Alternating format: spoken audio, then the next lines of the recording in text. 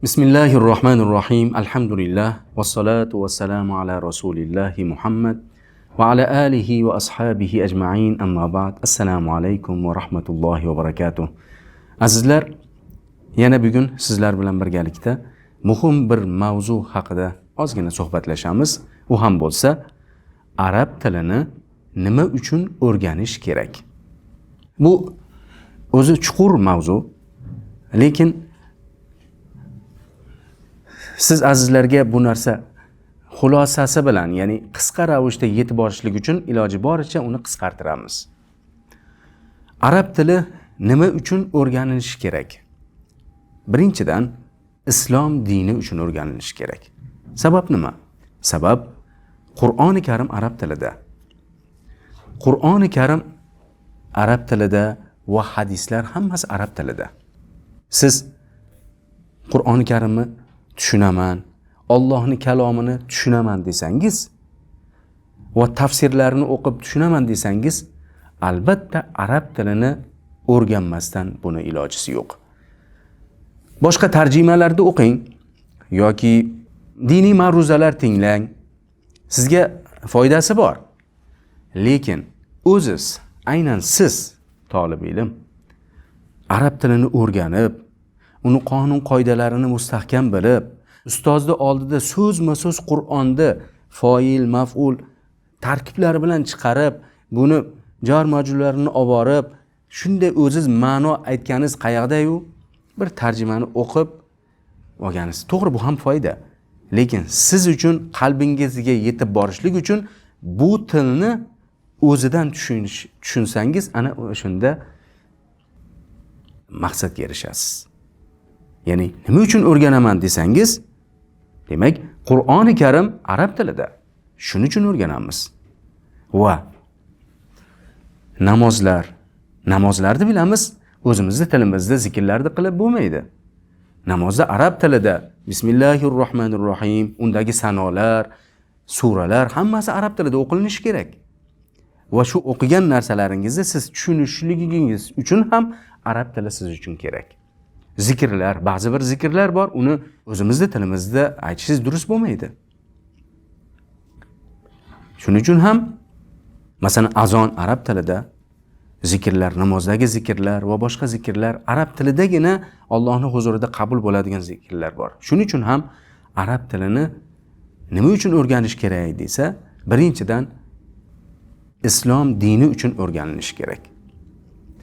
Ikkinchidan, hadis sharifni tushunishlik uchun kerak. Va fiqh kitoblarini tushunishlik uchun kerak.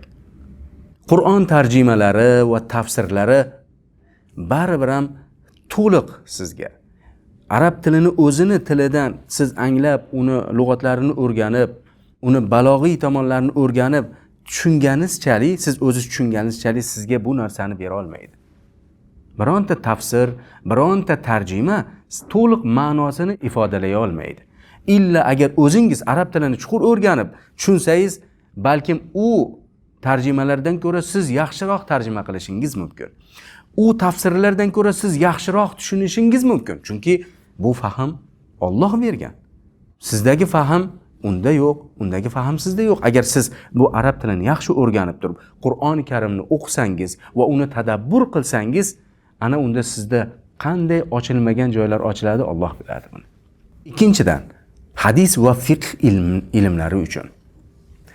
Payg'ambarimiz sollallohu alayhi va sallamning hadislarini shu tilni o'zida o'qib tushunishingiz uchun ham arab tilini o'rganishingiz kerak. Shariat hukmlari, fiqh va islomiy ahkomlarni aksari shu arab tilida. Shu arab tilida, masalan, katta imomlar ham nima bilan imom bo'ldi? Shu arab tilini o'rganib va hadislarni yod olib, va shulardan o'zlarini Alloh bergan fahm bilan chiqib, ular yuksak olimlar darajasiga yetdi. Biz havas qilgan olimlar ham aynan siz hozir o'rganayotgan arab tilini mustahkam o'rganib shu darajaga erishdi. Siz ham agar harakat qilsangiz, ulardan ham o'tib ketishligingiz mumkin. Uchinchidan, ilm olish uchun kerak. Ko'pgina islomiy kitoblar, tafsir, nahv va sarf fanlari hammasi arab tilida. Siz arab tilini o'rganmasdan turib bu ilmlarga yetisha olmaysiz. E'tibor bering, aksar kitoblar arab tilida, hali tarjima ham bo'lmagan. Shuni o'zidan siz o'qib, uni tushunaman deyishligingiz uchun ham arab tilini o'rganishingiz kerak. Siz bu tilni bilsangiz, ulamolarning asarlarini bemalol hech qanday bevosita bemalol o'qib tarjima qilib anglay olasiz. 4. Agar siz islomiy universitetlarda o'qishni xohlasangiz ham bu yerda arab tili sizga kerak bo'ladi. Masalan, Misrda o'qimoqchisiz yoki Makkada yo Madinada yo Turkiyada islomiy universitetlarda o'qimoqchimisiz? U joylarda arab tilini o'rganish, ya'ni arab tilini bilishligingiz talab qilinadi. Shuning uchun ham umumiy olganda arab tilini o'rganish musulmon odamga nima o'zi? Zaruriymi, ya'ni vojibmi yoki mustahabmi? Bunda ulamolar o'rtasida ixtilof bor. Lekin siz namozingiz durust bo'ladigan tarzda, zikrlarni to'g'ri nutq qiladigan, Qur'oni Karimni xatosiz o'qishligingiz uchun arab tilini shu darajadagi o'qishingiz, arab tilini o'rganishingiz farz ayn bo'ladi. Lekin uni nahv, sarf, balog'alarga chuqur kirib ketib, usul, undan hukmlar chiqarish, bu narsa farzi kifoya. Kimlardir bajarsa, sizdan soqit bo'lishi mumkin. Lekin siz 5 mahal muhtoj bo'ladigan arab tilini o'rganishingiz siz uchun vojib bo'ladi. Bunga suskashlik qilmang. Allohim o'zi sizga kuch-quvvat bersin. Faqat oldinga yuring va arab tilini hech qachon tashlab qo'ymang. Allohim o'zi manfaatli qilgan bo'lsin. Subhanakallohumma bihamdik va nashhadu an la ilaha illa anta nastag'firuka va natubu ilayk. Assalomu alaykum va rahmatullohi va barakatuh.